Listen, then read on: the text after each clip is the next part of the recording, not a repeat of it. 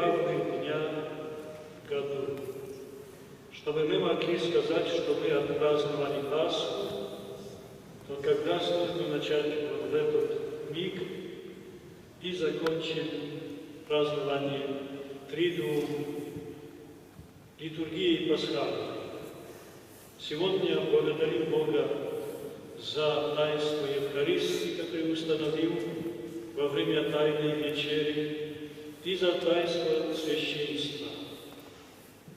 Просим о нужную благодать для всех, которые нуждаются в наших молитвах, за обращение наших родных, друзей, знакомых, о Божию благодать для Оксаны в день рождения, также для Александра, Андрея, для всех, за кого правится эта святая литургия. Я особенно молюсь и правлю литургию за священников, которые служат в нашем храме, за отца Олега, отца Андрея, отца Алексея, отца Томаша, за всех священников нашей епархии, особенно за призванных из Запорожья. И в начале Святой Мессы, чтобы мы могли достойно молиться, попросим у Бога прощения за все наши грехи. Исповедую перед Богом Всемогущим и перед вами, братья и сестры, что я много согрешил, мыслью, словом, делом и неисполнением долга. Моя вина, моя великая вина. Поэтому прошу блаженную Преснодеву Марию, всех ангелов и святых, и вас, братья и сестры, молиться обо мне, Господу Богу нашему.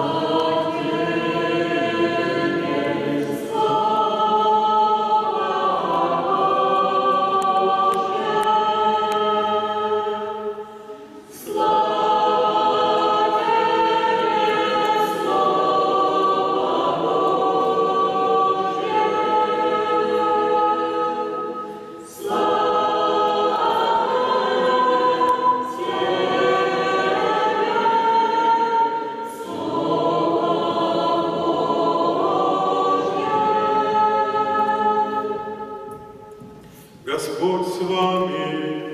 И со духом твоим. Чтение Святого Евангелия от Иоанна. Слава тебе, Господи.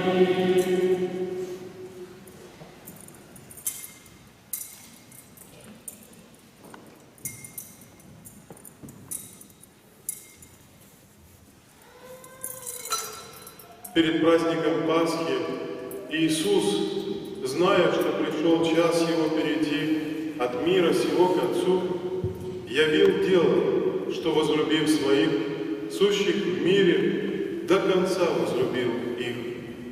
И во время вечери, когда дьявол уже вложил в сердце Иуде Симонову Искариоту предать Его, Иисус, зная, что Отец все отдал в руки Его, и что Он от Бога исшел, и к Богу отходит, встал с вечери, снял с себя верхнюю одежду и, взяв полотенце, припоясался.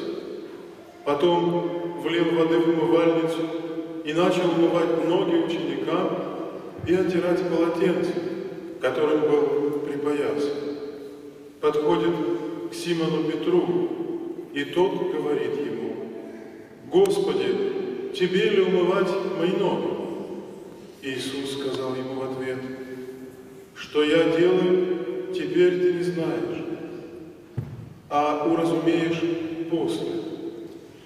Петр говорит ему: «Не умоешь ног моих вовек?» Иисус отвечал ему: «Если не умою тебя, не имеешь части со мной». Симон Петр говорит ему: «Господи, не только ноги мои, но и руки, и голову». Иисус говорит ему: а мы тому нужно только ноги умыть, потому что чист весь, и вы чисты, но не все. Ибо знал он предателя своего потому и сказал: не все вы чисты. Когда же умыл им ноги и надел одежду свою, то, возвекший опять, сказал им: знаете ли, что я сделал вам? Вы называете меня учителем и Господом, и правильно говорите, ибо я точно то. Итак, если я, Господь и Учитель, умыл ноги вам, то и вы должны умывать ноги друг другу. Ибо я дал вам пример, чтобы и вы делали то же, что я сделал вам. Слово Господне. Слава Тебе, Христе!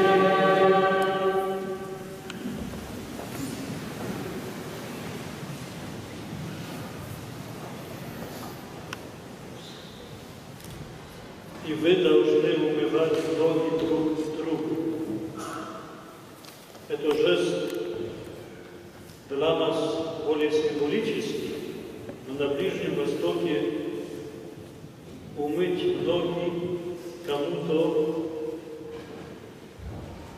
чужому человеку, это мог сделать только раб или слуга. Если богатый человек имел слуг, рабов, которые были на службе, то когда приходили к нему гости, то раб знал свое дело и тут же подходил с миской, с посудой, поливал ноги и умывал. Так было принято. Это был жест хозяина, который уважал гостей, которые заходили в его дом. На Ближнем Востоке было, как всегда, когда носков не было, сапог не было, ноги всегда были в пыли, и поэтому до того, как принимал на ковре своих хозяин, то слуги были ноги гостям. Это был жест, который мог сделать только слуга или раб. Если человек не имел рабов, тогда не было управления. Иисус сегодня нам показывает, Он, будучи Богом, архисвященником, Творцом нашим, тем, который все может, Он мог сказать даже ангелам, чтобы явились и помыли апостолам ноги. Для Иисуса было не проблема. Его другие ученики могли прийти с удовольствием помыть апостолам ноги, потому что знали, что апостолов избрал Господь. Не было бы малейшей проблемы. И Иисус сам снимает верхнюю одежду, становится на колени перед каждым из апостолов и умывает ноги. Диалог, который мы слышали, который нам передал апостол Иоанн, который слышал, потому что ему Иисус умыл ноги, и слышал апостол Иоанн, как Петр не хочет, чувствует себя недостойным. Но когда Иисус ему объяснил, какое такой смысл омовения, он хотел даже, чтобы всего помыл его Господь. Братья и сестры, умыть ноги, да и служить человеку. Вот этого не хватает нам сегодня, потому что дух гордыни подсказывает нам, чтобы добиваться своей позиции на работе, в наших домах. Сколько ошибочной трактовки, даже формулировки, что муж – глава семьи. Сколько здесь христиане совершают ошибок. Если я глава, тогда ты никто. То я буду командовать, я буду говорить, а ты должен исполнять. Так само на заводе, на работе. Если я директор, то я командую, а ты никто. Ты должен слушаться. И сатана нас держит на вот этих правилах, которые ничего общего с Евангелием не имеют. И Иисус, будучи главой церкви, которую создает на Голгофе, из его сердца выльется вся тайна церкви, он, будучи Богом, унизил самого себя до уровня раба, будучи Богом, для которого нет ничего невозможного, унизил себя до уровня ниже плинтуса. Поэтому Петр был шокирован. Нет, ты мне ног не будешь мыть. Но уже Петр понимал, что происходит. А мы отстаиваем еще ветхозаветные правила, а даже еще ниже, что наша гордыня не дозволяет нам служить. Мы не умеем сдаваться в вещах, которые могут только послужить людям. Нужно, не нужно, мы будем опираться, потому что сказали не так, как я хочу. Потому что она думает не так, как я. Потому что не прочитали моего намерения, моей интенции. Поэтому я воздухаю, как это? Я сказал, а они не понимают. И начинают добиваться. Иисус сегодня показал нам, что это все нужно разрушить окончательно. И Тридуум Пасхального в эти дни мы должны смотреть на раны Иисуса и увидеть Его вначале, как моют ноги, потом, как молчание стоит перед Пилатом, мог оправдаться. Одним словом Иисус мог оправдаться, а молчит. Будучи прав, молчит. И в нас должно в эти пасхальные дни теперь произойти то, что разрушит старого человека, полного гордыни, так и надменности, моего «я», моего эгоизма. То, что защищая свою позицию везде, где это только можно, и нас страшно боит, когда свою позицию кто-то пытается помнить. Поэтому сегодня смотрим на Иисуса, как Он унизил себя, как Он нам показал, как нужно быть главой, как нужно господствовать во христианстве. Господствовать значит служить. Служить, унизить себя. А что нам с этого будет, если я буду унижать? То посчитаю, что я дурак. Бог тебя возвысит. Бог нас возвышает тогда, когда мы унижаем себя. А если Бог возвысит тебя, то уже с этой высоты никто тебя не сможет опустить вниз. Когда мы сами влазим по лестнице высоко из-за нашей гордыни, то очень легко нас столкнуть. Очень легко. Если Бог тебе возвысит, то Он сам не даст никому тебе тронуть. Он держит тебя рукой своей вот так высоко. И никто тебе ничего сделать не сможет, потому что Он все может. Он есть всемогущий. И это всемогущий Бог, и человек, и Иисус. Взял такой вечер, как сегодня, хлеб в свои руки и сказал: это есть тело мое. И хлеб стал в тело. Потом взял чашу с вином и говорит: сия есть кровь моя, и вино стало кровью.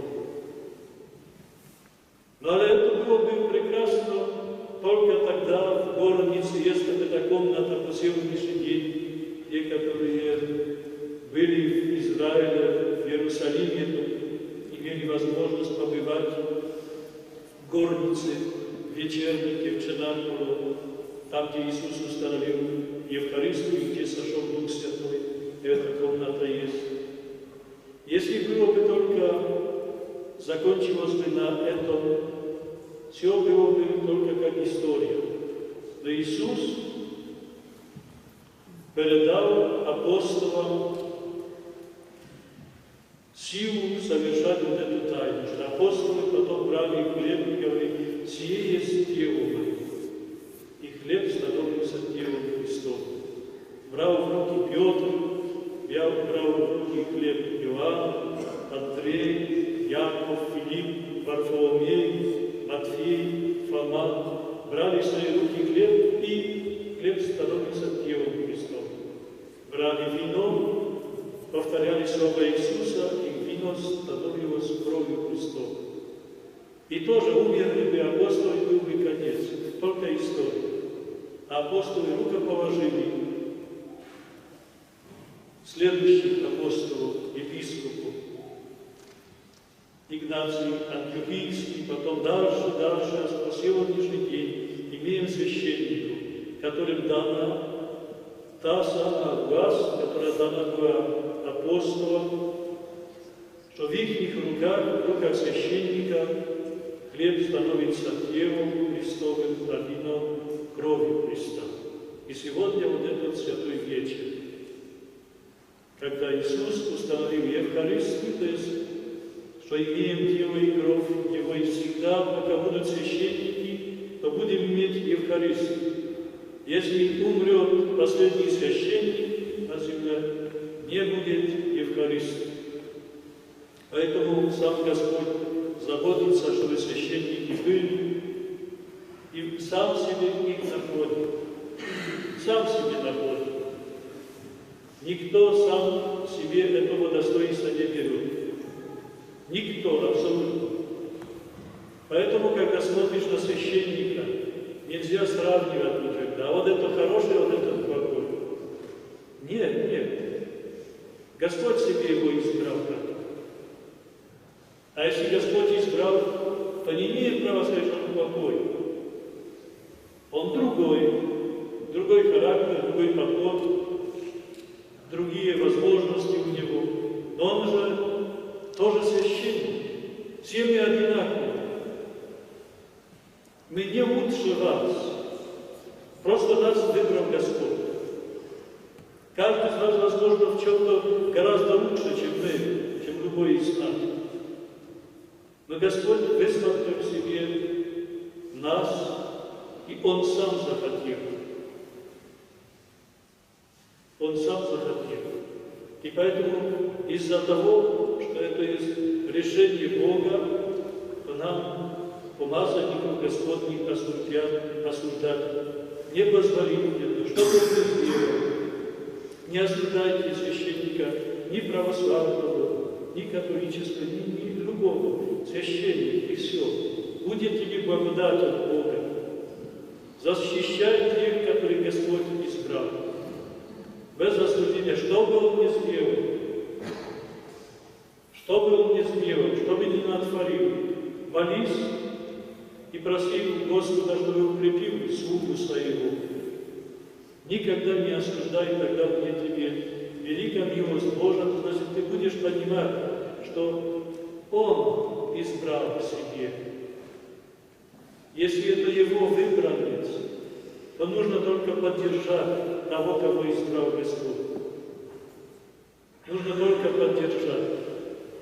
И сегодня хочу пожелать священникам нашим, которые служат на храме, и 4, 3 запорожцев, 1 уже чувствует себя запорожцем, Томаш. Ему нравится Запорожье. По крайней мере, так будет говорить. Но я его хорошо знаю, я вижу, что он любит очень Запорожье. чтобы они всегда, когда выходят на литургию, так правильно, так проповедовали, так поднимали чашу, так благословляли.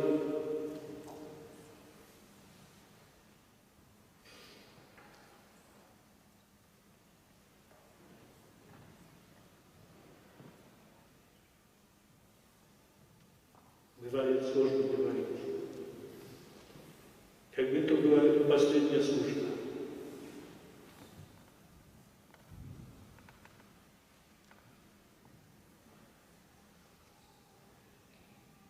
Потому что прикасаемся к живому Богу. А когда прикасаемся к живому Богу, то это прикосновение всегда есть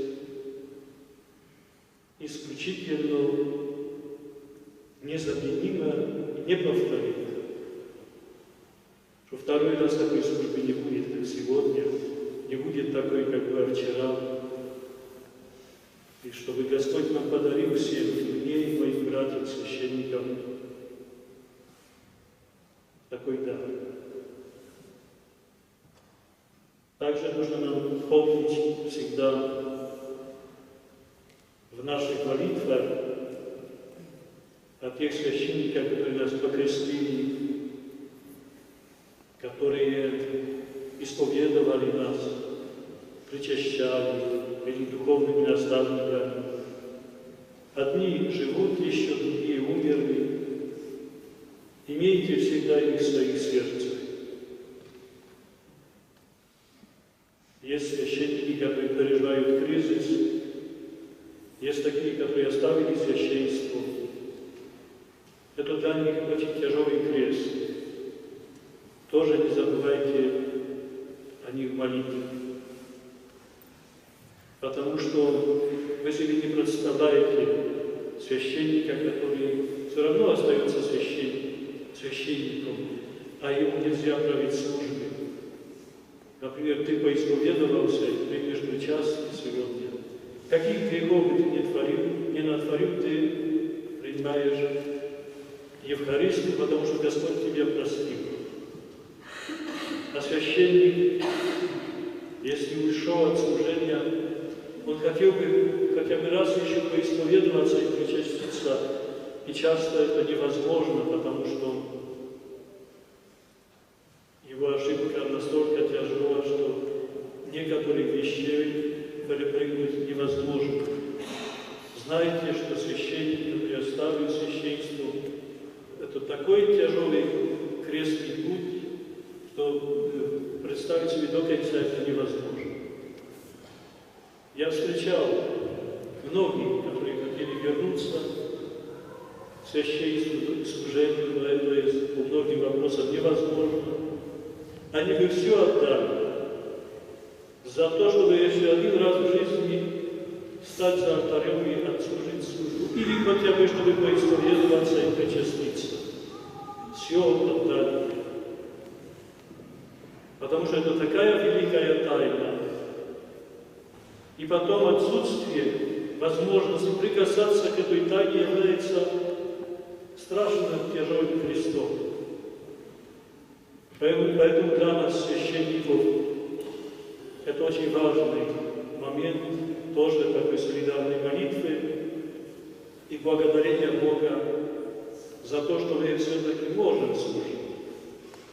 Что мы, может, не лучше тех, которые им не повезло, что-то случилось, вынуждены были оставить.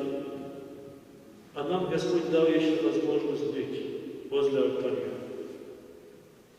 А вам желаю, дорогие братья и сестры, чтобы вы всегда могли радоваться присутствием благословения священничества. Матерь Божия в Меджугорье, часто повторяю, склоняет голову, когда благословляет священник. Потому что на самом деле это не священник, а через сердце и руку сердцем и рукой священника благословляем живой Иисус. Поэтому Матерь Божия принимает это благословение. Посмотри, Царица всех святых принимает благословение священника. Какая сила, какая благодать. И пусть сегодняшнее наше собрание молитвенное укрепит нас в этой любви, Евхаристии и священстве. Имеем Иисуса живого, потому что имеем живых священников. Чтобы их всегда было достаточно и в Запорожье, и в Украине, и во всем мире. Аминь.